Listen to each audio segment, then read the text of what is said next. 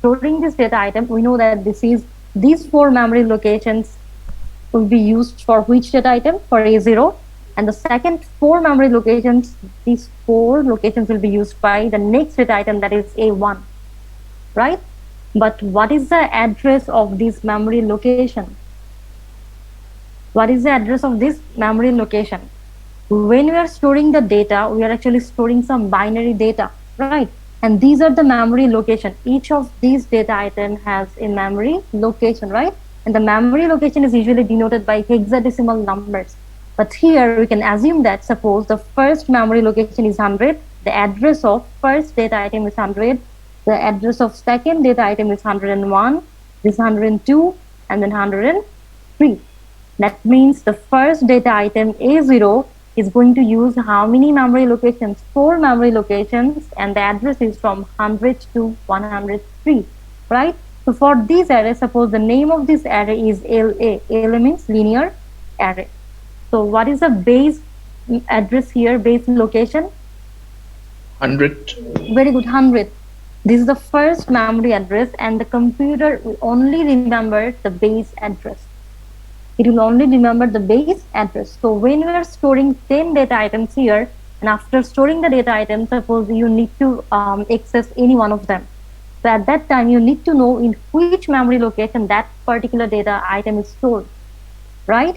If you want to access that data item, you need to know what is the memory location, but how you are going to, instruct the computer that this memory location is stored in that, or that data item is stored in that memory location. Because the computer doesn't need to memorize all the memory locations. You just need to know what is the base memory location. After that, by using a formula, it can easily calculate the memory location for any data item.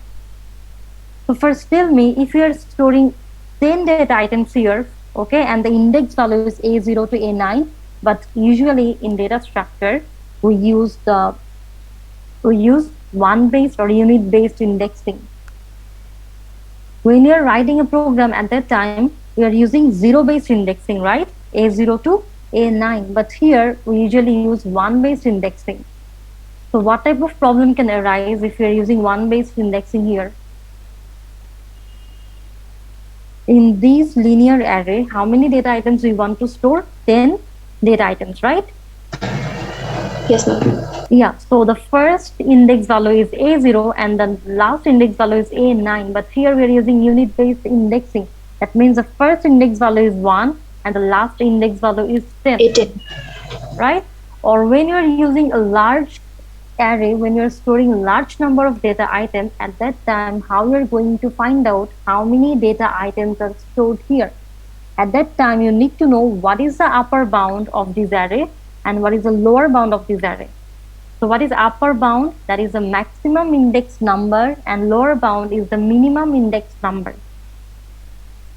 Upper bound is the maximum index number and lower bound is the minimum index number. So for this example, the maximum index number is 10, isn't it? So upper bound equals to 10. So what about the lower bound?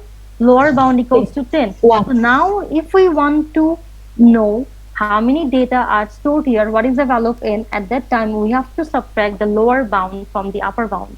So upper bound minus lower bound. But look at this now, the number of data item is 9, but we are actually storing how many data items here? 10 data items. So why this problem is happening? Because here we are actually using zero-based indexing, but in data structure, we are assuming that the first index is 1. We are not using 0 here. For minimizing this problem, we have to add 1 in this formula. So n equals to upper bound minus lower bound plus 1. So 10 minus 1 plus 1 equals to 10. Okay.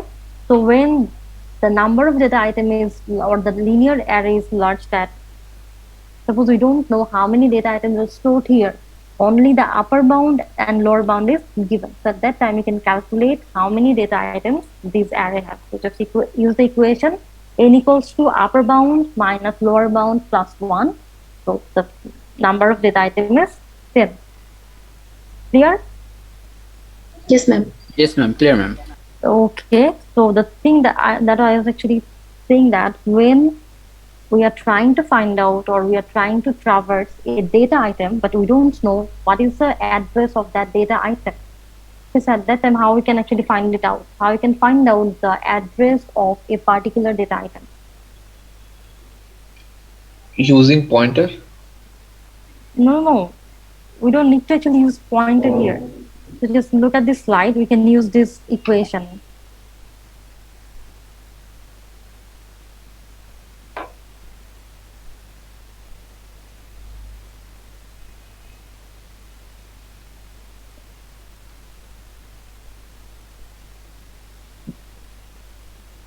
Okay. This is the equation we need to use. Location LA of K equals to base LA plus W K minus lower bound. Just look at this array. Okay. So here we are just in storing some data item. Suppose the lower bound is 1932 and the upper bound is 1985. What is the lower bound value? 1932 and the upper bound is 1985. Okay. So we want to find out or we can see that each of these data item is using how many memory locations? 4 memory locations, right? Each of these data item 1932, 1933, 1934, each of them is using how many memory locations? 4 memory locations. And 200 is the first memory location, or this is the address of first memory location. That's why base of LA equals to 200. Here LA is the name of this array, okay? And base is 200. Base, that means the first or the memory location of the first data First item. register, ma'am. Okay. Okay. So now if we want to find out in which memory location or what is the address of the data item 1965, in this array, how many data are stored from 1932 to 1985? Now, if you use the previous formula, that is upper bound minus lower bound plus 1, you'll get to know how many data items are stored here. And now we want to know what is the memory location of the data item 1965. So just use this formula. Location LA of K is the index value, and here we want to find out the memory location of which data item? 1965. So K equals to 1965 and LA, this is the name of the array. So location of 1965 element equals to base LA, that is the first memory location, plus W. W is the number of words per memory cell for the array LA. That is, each of these data item is using how many bytes from the memory? 4 bytes. So W equals to 4. Okay. K minus lower bound. So what is the value of K? We are searching for which memory location? Of the memory location of the data item 1965, isn't it? Yes, ma'am. Or I'm just writing it here. What is the equation? Equation is location LA K equals to base LA plus W, then K minus lower bound, right? Or Yes, ma'am. LB. That is the equation. And now for that array, the lower bound was LB equals to 1932 and the upper bound equals to 1985, right? So how many data items are stored here? N equals to upper bound minus lower bound plus 1, right? So here upper bound equals to 1985 minus lower bound equals to 1932 plus 1. So how many data 54. items are here? How many? 54. Why 54. 54? 54. Is it 54? Yes, ma'am. It's come 54. 54, ma'am. Okay. So the number of data item in that array is 54. Okay. And the base memory location was 200. If it is the array, then the first data item is 1932. And it occupies how many memory locations? 4 memory locations, right? So this is These 4 memory locations are for the first data item 1932, and here we can store the other data items from 1933 to 1985, right? And this is suppose the last data item, that is 1985. Okay, and the base memory location is 2. This is the first memory location. 200, and 1932 is occupying 4 memory location from 200 to 203. Right? Ma'am, Yes. ma'am, 1932. Why we need the 4 memory location for 1932? Why you need 4 memory location? Because suppose it's given in the question that each data item is going to use 4 consecutive memory locations. That's why W equals to 4. Okay? Ma'am, we also did it in the case of 7. We also did it, okay, because actually each of, what is the size of each of this memory location? 1 byte, right? What Yes, is the ma'am. size of the memory location? 1 byte. So if we declare a data as integer, it will take how many memory locations? Maybe 2 byte or 4 byte. So if it takes 2 byte memory location, at that time, the first 2 memory locations should be reserved for that variable A for storing the data item 7. Or if it takes 4 byte memory location, then 4 consecutive memory locations should be reserved for that variable A, and the value of A can be 5, 6, or any other integer value. Clear? Yes, ma'am. Okay, so Yes, ma'am. now the question was, what is the address or in which memory location 1965 this data item is stored? How we can find it out? We have to find out location of which data item 1965, right? LA is the name of the linear array, and here K equals to 1965. What is LA? LA is the name of this array. Okay. So base LA equals to 200. That is our first memory location, right? And W, that is W equals to 4. Each data item has taken how many memory locations? 4 memory locations. So W equals to 4. And what is the value of K? K equals to 1965, right? And the lower bound is 1932. Now calculate it. So 200 plus 4 into 1965 minus 33, ma'am. 32. 33. 3. Okay. Then 200 plus 4 into 33. What will be the result? 132. 132. 132. Okay. Yes, ma'am. So the memory location will be 332. That means that data item 1965 is stored in which memory location? 332. That means 4 consecutive memory locations from 332 to 335. These 4 memory locations are reserved for which data item? 1965. Is that clear? Yes, ma'am. Okay. So that is a memory representation of the linear array. That is how the data items can be stored in linear array.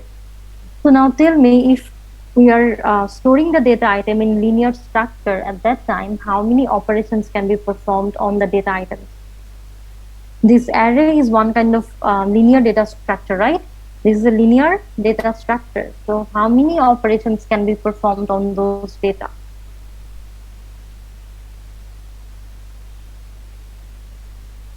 Hello? Yes, ma'am. Yes, how many operations can be performed on? Madam, what was the question? My question is, after storing some data on an array, right? We already stored some data here, right? Yes, now, ma'am. how many types of operations can be done on the stored data? Madam, access, edit, deletion, replacement can happen. But replace, Delete, sorting, yeah, very good. sorting, We madam. know that 6 types of operations can be performed on linear data structure. One is traversal, Yes. Number 2, insertion. Number Deletion. deletion. Number 4, Sorting. sorting. Merging. Then searching and merging, right? Yes, ma'am. The last one is merging. So now we'll apply all of the operations on some data on array or linked list or stack or queue. So the first one is traversal. When some data items are stored in an array, then how we can perform the traversal operation? And this, what is the course name? This course is data structure and algorithm. So obviously we have to maintain a particular algorithm for traversing the data items of an array, right? So what is traversal? Suppose an array is given. This is the array with 5 data items, okay? And the data items are A, B, C, D, and E, okay? And the memory location is suppose 1, 2, 3, 4, and 5. Okay, so now how we can perform traversal operation on this data structure? By accessing each element for once. Very good. That means traversal means accessing each element exactly once, right? Suppose if in a class there can be 60 or 70 students, and we need to know the name of all those 60 students. So what is the solution? How we can find out their name? By using traversing operation, right? In this traversal operation, we can process each data item exactly once. But this linear data structure, so obviously the traversing will be start from the first memory location, then we can search or we can process the data items from contiguous memory locations, right? So can you tell me, if we want to apply this operation in data structured array, then how many variables we need to have, or how we can write and prepare an algorithm for traversing all the elements of an array? Traversing means visiting each data item exactly once, right? And when an array will be declared here, obviously the array will have a name.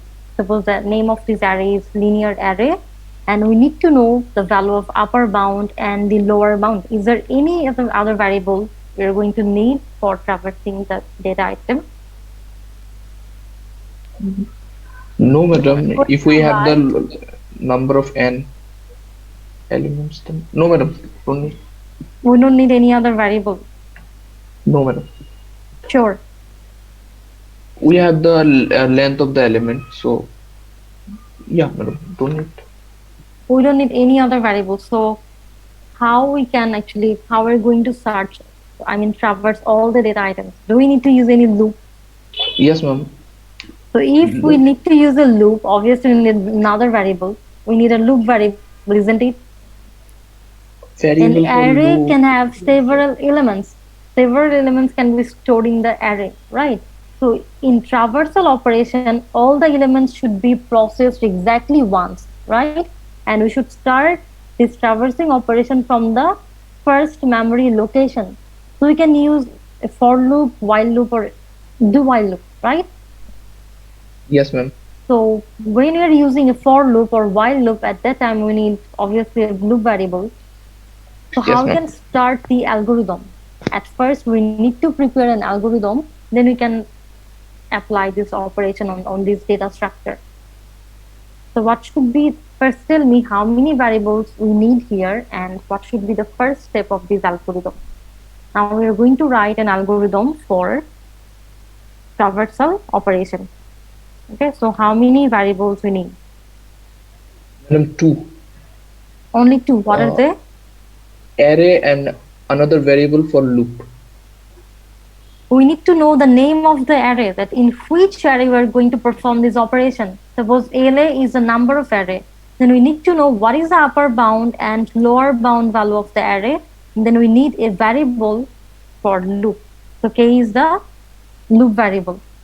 Okay, so we need these 4 parameters LA, that is the name of the array, upper bound and lower bound, that is the size of the array or how many elements are stored here, and K. K is a loop variable. Is that clear? Yes, ma'am. So now what will be the first step of this algorithm? Traversing means accessing or processing each item exactly once from the first memory location. We are going to process the data item of first memory location, right? And suppose you are using a while loop here. So what should be the first step? First step is always a step where we can initialize a variable, right? So which variable needs to be initialized?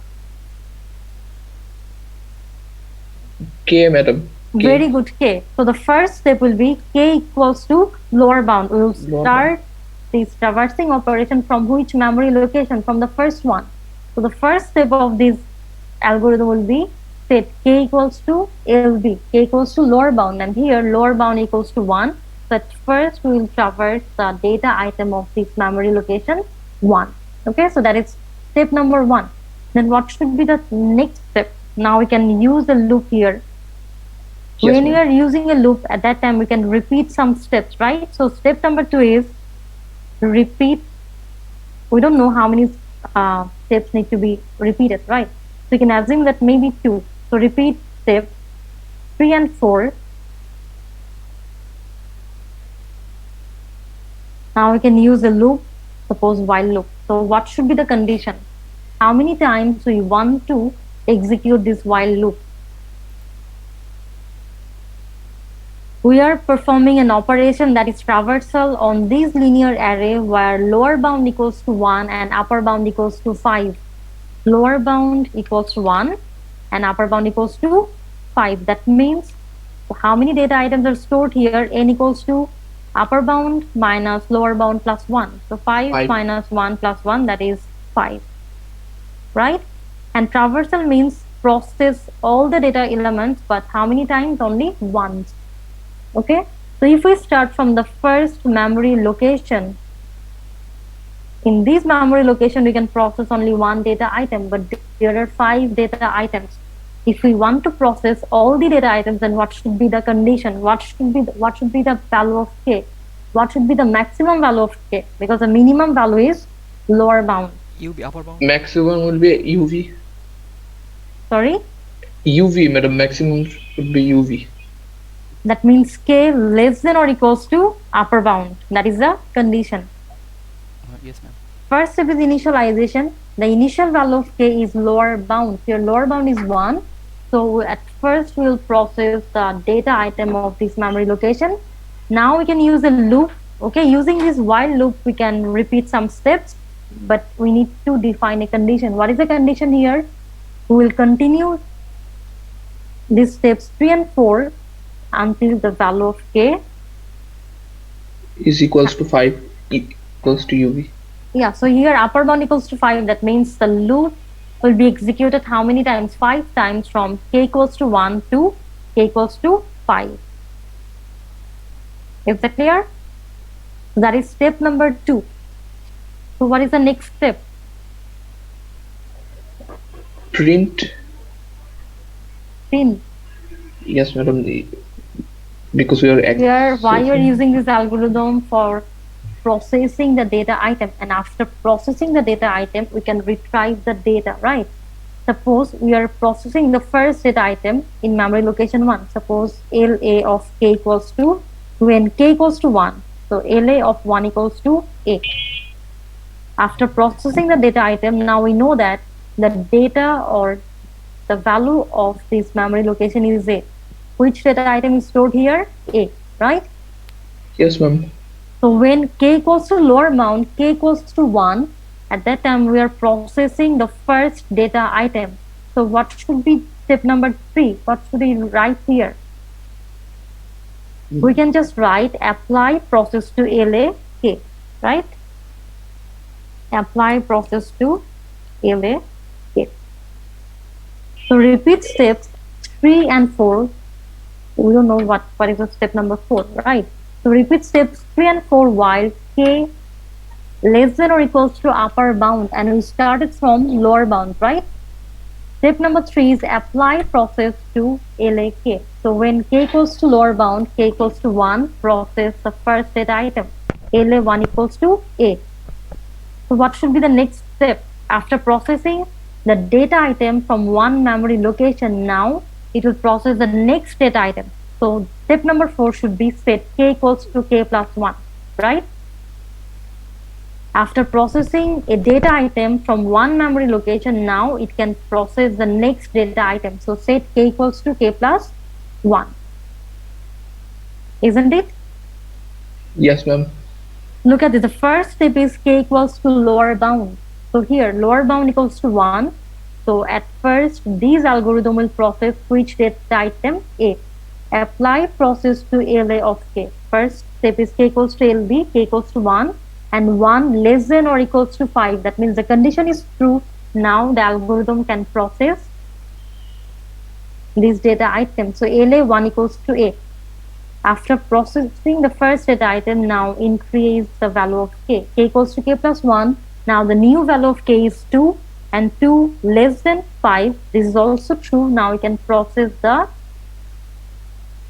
next data item. And here, what is the value of k? 2. 2, right? So LA 2 equals to B. After processing the data item, now again, this value will be increased. K equals to 2 plus 1, that is 3. 3 less than 5.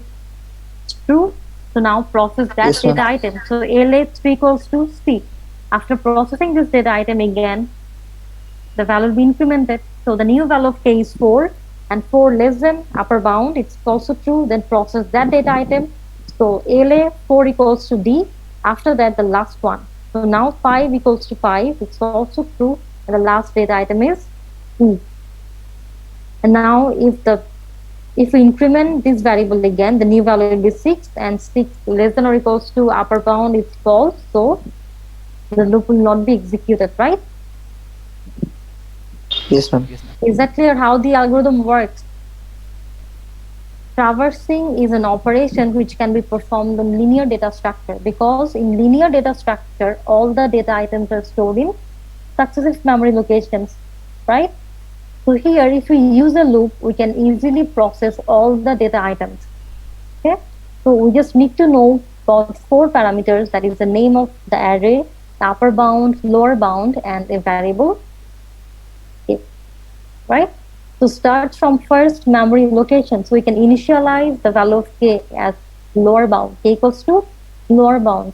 Then repeat steps 3 and 4 while k less than or equals to upper bound. So the for loop or this loop will be executed how many times? It depends on the value of Upper bound. upper bound. Okay. Now for each value of k, just process each of these memory locations. So after processing each of the memory location, we'll find the data item. So we can continue this process.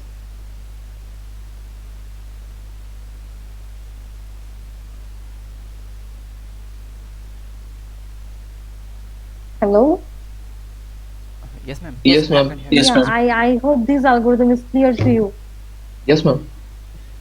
So if it's clear to you, can you write another algorithm using another loop, suppose for loop? Yes, ma'am. The operation is same. We'll process each of the elements, okay?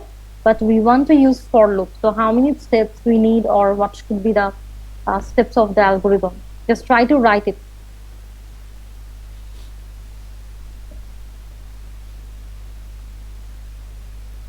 Just try to write an algorithm using for loop for traversing operation.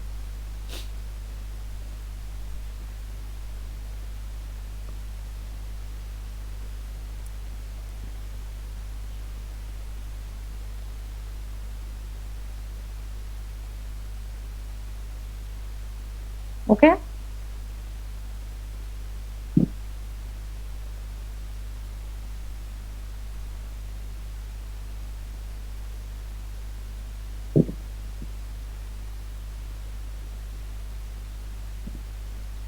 I'm just giving you 5 minutes, and after that, I'm just going to ask one of you to tell us how many steps we need, or what should be the steps of this algorithm. So just try to write it.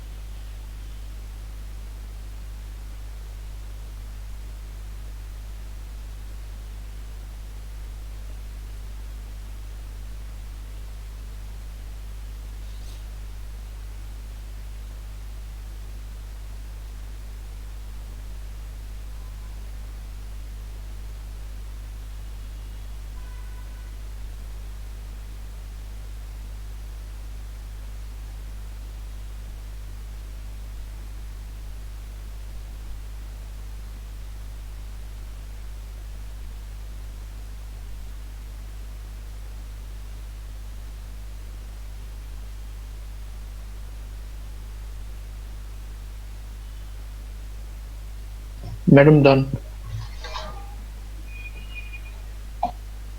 Very good. What about the others? Um,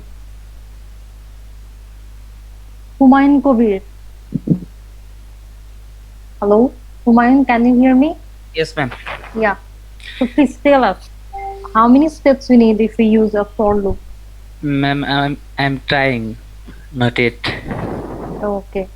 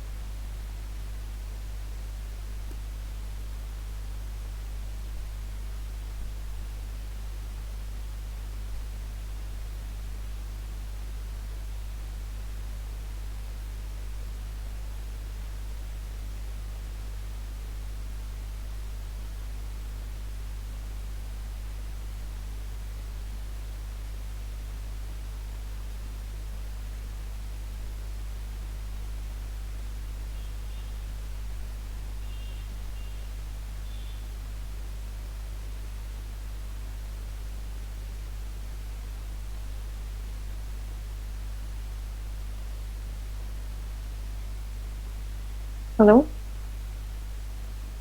Done? Hello? Hello? Yes, ma'am. Yeah. So Tanvir, tell us what is the first step of that algorithm? Initializing K with LV. Then the second step But is if we use for loop, do we actually need to initialize it? What is the difference between while loop and for loop? The syntax of for loop is within that for loop we can perform three types of operation. One is initialization, then condition, and then increment. So why you need to initialize k equals to LB? We don't Madam, that actually can need it, happen in right? one line. So do I mention in one line initialize part also? Okay, anyone, Ashik, what is the first step of this algorithm? Ma'am, I also go through that way, like start, then initialize, checking, increment, then stop. But do we actually need to initialize it? Think about any algorithm. Suppose you are writing a program for calculating 5 numbers. Okay. So first one we are doing it using while loop. Okay. And another one is where you can use for loop. Okay. First one is while loop. So at first we need to initialize the variable here, right? And we need another variable n, isn't it? Then we can just write the condition here while I less than or equals to 5, then statements. That is while loop, isn't it? Yes, ma'am. And what about for Yes, ma'am. loop? If we are Everything using a in for one loop here, line. at that time we don't need to initialize it. We just write integer I n, and inside this for loop, sorry, we can just do all the other things. For I equals to 1, I less than or equals to 5, I plus plus. Okay, so in that algorithm, in traversing, when we are using while loop, at that time we needed to initialize k equals to LB. But what about for loop?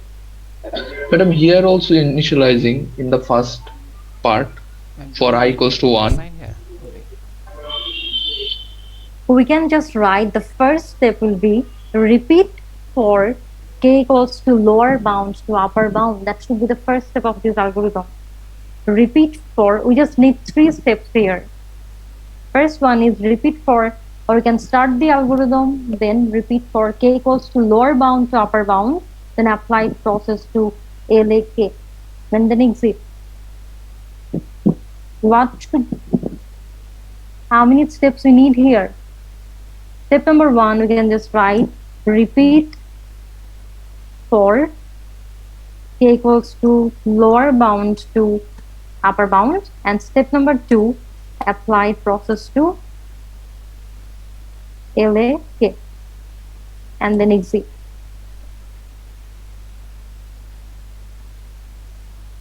Clear? So in that previous example, lower bound equals to 1 and upper bound equals to 5. So now this for loop will be executed for all the values of, for all the possible value of k, right? Here k equals to 1 to 5. Clear? Yes, ma'am. I have got my mistake. Yeah. So if you're using while loop at that time, initialization is important. Okay. But in case of for loop, we don't need to actually initialize the variable. We are actually initializing it here, right? This is initialization. Also, Yes, we ma'am. are writing condition here. K equals to lower bound to upper bound. Okay. So that is one of the operations of data structure, traversal. Now the next one is insertion. Okay. So do you have any problem in traversal? No, ma'am. What about the others? Because after the class, I mean, I got some phone calls that you have some problems. So in the class, you all have to interact with me. Okay, if you have any problem, you need to tell me. Okay, ma'am. I'm not giving the lectures for 2 or 3. I mean,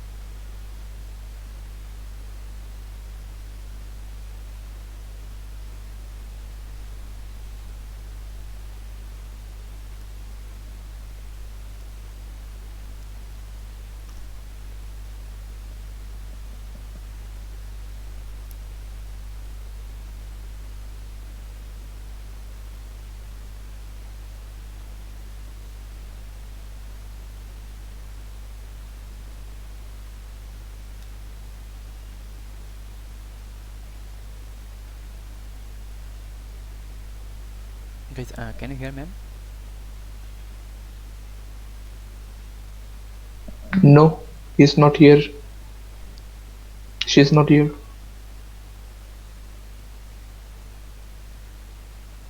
Tanvit, did your faculty teach you how to make flowchart and step in C? Yes, the fundamentals. But our faculty didn't. That's the problem. We did practice only the. But here a catch. Our faculty didn't teach this deeply.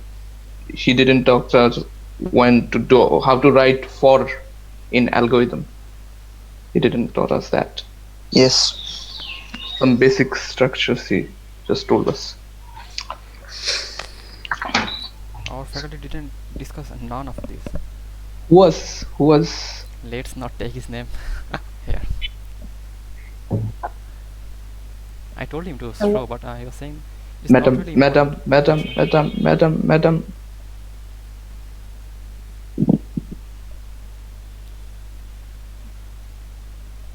Tanvi, what just happened? Why you're just repeatedly saying madam, madam, madam? What happened? No, ma'am, we are talking about that our faculty didn't teach the flowchart and step in our program course. That's what I'm asking him, that did they practice that or not? I didn't get your question. Ashi, can you just repeat? Oh, as you are asking us to write the step, but Yeah. we didn't learn this before. Okay. That's Okay. why. But actually, you should. You need to know actually how to write an algorithm, Yes, and ma'am. things should be taught in which course? In fundamentals. But I think I don't know what you were that you're saying it's true or not, but I think these things are taught in the class, as far as I know. Okay. Yes, ma'am. I did inform to our faculty, but he was saying that it's not really important, and if he will get time, then we'll teach. Okay, maybe it's their opinion, no problem. But you can actually practice it, right? All the things are given in the book. You have the reference book, you have the textbook, so you can practice it by your own also, right? Yes, You ma'am. just need to know. I mean, if you know that how many variables you need when you're solving a problem, you just need to know how many variables you're going to need in that problem. And if you know the structure of an algorithm or flowchart, at that time you can prepare it for any problems. Trust me, if you just know the structure, if you at first of all you need to understand what is the problem, okay, and how you can solve it or how many variables you need, then you can prepare it by yourself. Definitely, ma'am. Yes. Here, Yes, ma'am. okay. So, is there anyone who have problems in traversing how we can traverse a data item in an array? Please tell me. Ma'am, about traversing, we don't need to print out. We just go through each record once at least. Yeah, we just don't need to actually print the data item. Okay. Yes, ma'am. So I think in the next class we will discuss the other operation, that is insertion, deletion, or search operations. Okay. All right, ma'am. Okay. So please, response 1, Yes, ma'am. 2,